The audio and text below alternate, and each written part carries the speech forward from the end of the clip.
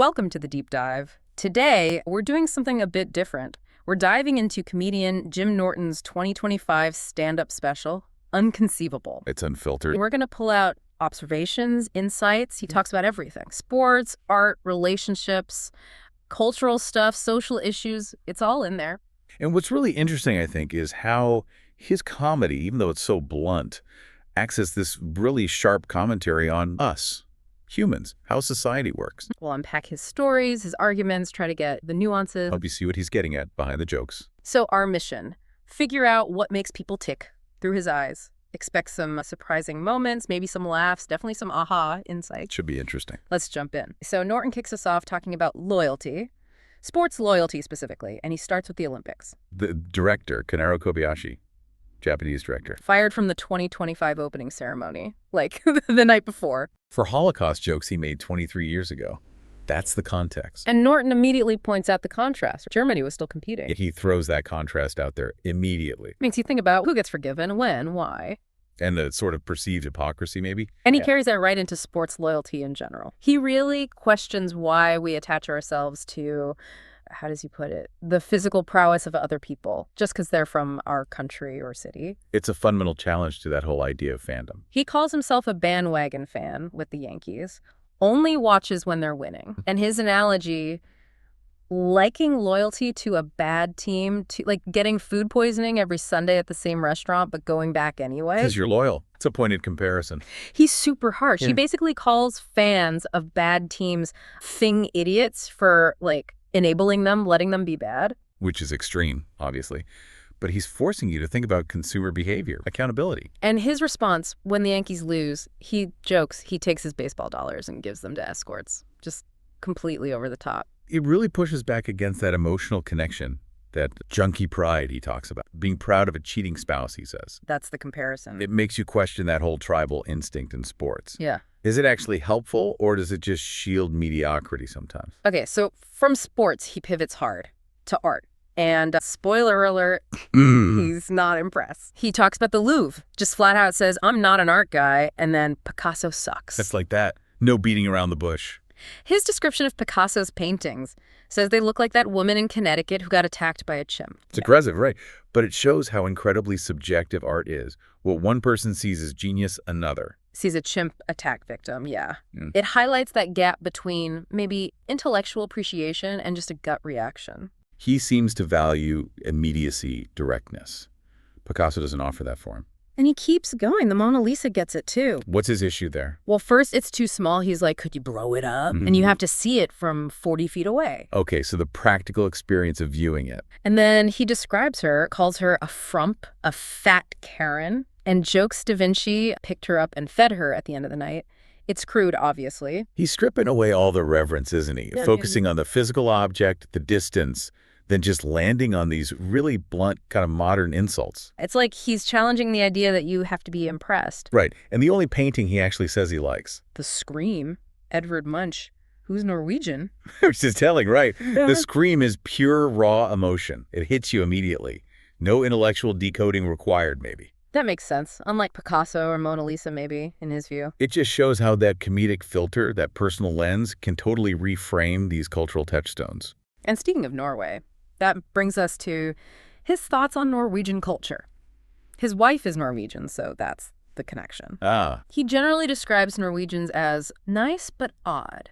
Says they look like they're staring at past trauma. And the food? Sucky, in his words. Well, outsider perspectives can be funny, but they also sort of shine a light on those little cultural differences, don't they? Things you don't notice yourself. He really goes in on lutefisk, yeah. He calls it rotted fish treated with lye and salt, eaten with butter and potatoes. He's totally disgusted. Asks, if that's a delicacy, what's a normal lunch like? It's a classic comedian encountering foreign food bit, but it really highlights how something treasured in one culture can seem genuinely bizarre, even repulsive to another. Then there's the Christmas tradition. The marzipan pig. Yeah, it's an almond candy pig. It's a prize. If you're a kid, you find an almond hidden in your Christmas porridge. You win the pig. He calls it a choking hazard, jokes the losers get a Lego piece, and then he reveals his wife never won the pig, leading him to deadpan, I married a thing loser. That's brutal but funny. It shows how these little childhood things, these traditions, can be spun into comedy, but also maybe hint at, self-perception or just playful jabs between partners. Okay, let's shift gears. Relationships. He gets very candid here, starting with his wife's storytelling. He claims she's an awful storyteller. Not that the stories are bad, but they're just stories that don't need to be told. I think many people can relate to that dynamic in a relationship. Different ideas of what makes a good story or what's worth sharing. He gives examples, one about her friend stealing a perfume tester. He calls it wasted time. Another where she saw someone she hadn't seen in ages, the woman right there story. He apparently tried to finish it for her. He jokes that when she retells stories you've already told her she's heard, that's a sign of mental illness. It's obviously hyperbole, but it taps into those little everyday frictions, doesn't it? The communication quirks that you just kind of live with or make jokes about. Then he gets into marital challenges. Starts mundane then. Not so mundane. The mundane part. Sleeping temperature. He likes it ice cold. She likes it like 78 degrees. He describes waking up stuck to the sheet with actual rage. Ah, the thermostat wars. Yep. Very common ground for couples. Trivial, yet infuriating. But then he flips it. He says the worst thing about being married isn't the temperature. It's that I'm not allowed to have sex with other people. Ooh. He says he'd sleep in the oven if he could F a hooker once in a while. Hmm. His words. That's incredibly provocative. A really raw statement about monogamy or his feelings on it. And he admits he's a self-proclaimed sex addict, cheated on everyone else he's been with, but he is faithful to his wife. Okay, so why the change? Moral awakening. Nope, not according to him. It's because he doesn't want to get caught, doesn't want to blow up the relationship. Wow. That's a brutally honest, cynical take on fidelity. It's purely risk assessment for him. The consequences outweigh the desire.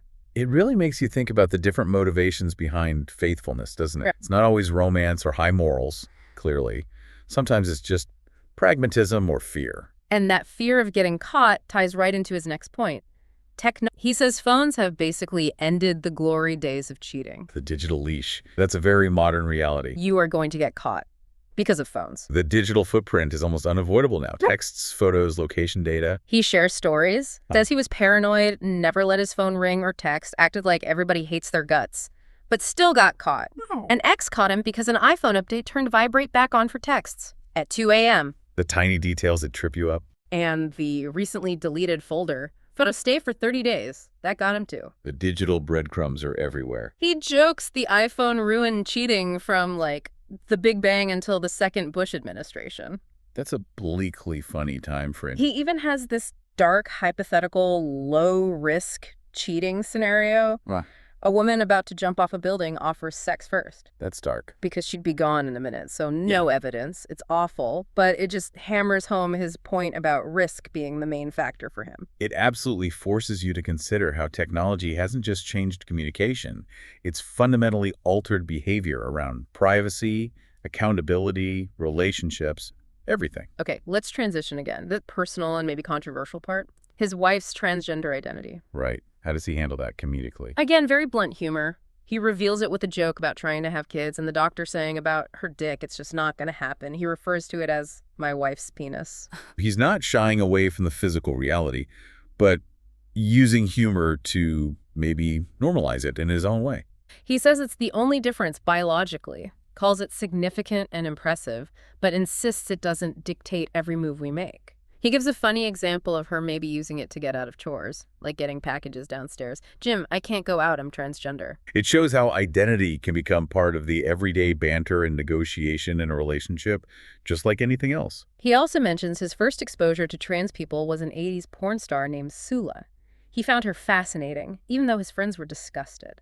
Shows an early curiosity, maybe a willingness to look beyond the prevailing reaction even back then. Then he gets into the whole drag queen argument. He says most drag queens are campy, not sexual, but he admits he has seen some he thought were inappropriately dressed around kids. So he's making distinctions based on context and presentation. He specifically separates trans people from cross-dressers.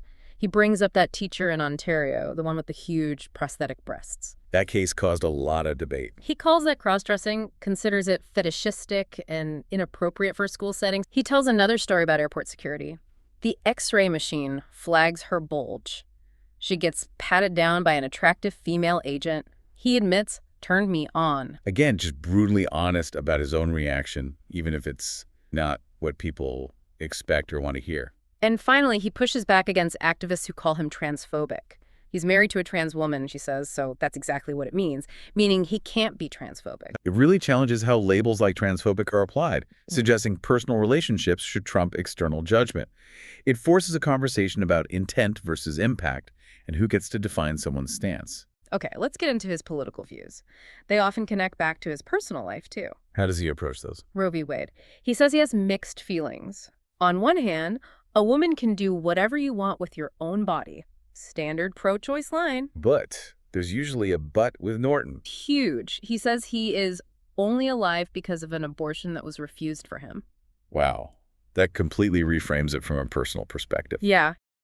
He jokes his mom tried to grandfather her in later using his report card, but it's a really powerful personal contradiction he lives with. It really humanizes the debate beyond the usual talking points, showing how complex and deeply personal these issues can be. He's very clear, though, on people who support no exceptions for rape and incest. He calls them crazy. So drawing a line there. And he expresses real fear about Clarence Thomas and the idea of overturning cases like Obergefell gay marriage or Lawrence sodomy laws. Connecting current events to potential future shifts in legal precedent. He seems genuinely confused by conservatives who say they want less government infringement, but then support things like that old Texas sodomy law from '98. Where men were arrested for having consensual sex in their own home. Yeah. Yeah. He describes how cops would have to enforce that, graphically and humorously involving smelling body parts. It's absurd, but it makes his point about government overreach. It really throws that potential hypocrisy into sharp relief, doesn't it? Claiming limited government while simultaneously legislating very private behavior. It highlights that tension between ideology and application. Okay, let's wrap up with his sort of final theme, the randomness of life, especially relationships. How does he frame that? He just expresses curiosity about how couples meet, says it's so random. Which feels true, doesn't it?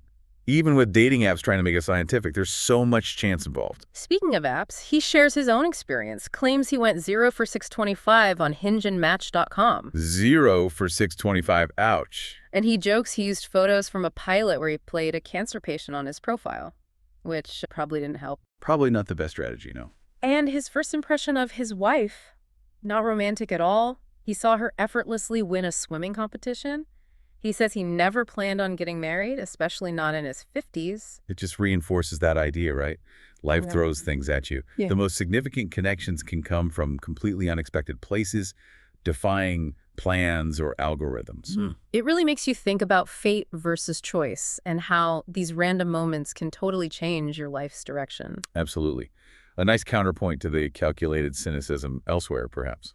So what a deep dive that was. We've really gone through Jim Norton's unique observations, sports, art, relationships, technology, identity, politics, all through his very unfiltered lens. Yeah, we've seen how comedy, even really provocative comedy, can offer these sometimes uncomfortable but often insightful looks at how we behave, the contradictions in society, challenges conventional thinking. It really shows how powerful personal experience is, right? Even when shared for laughs, it makes you think, it resonates. Definitely. It pushes you to examine things from a different angle. So as you think about all this, here's something to chew on. In a world where we're flooded with curated information, how much more might we understand about ourselves, about society, if we intentionally sought out these raw, unfiltered, maybe even difficult perspectives like Norton's? What new questions does that kind of engagement raise for you?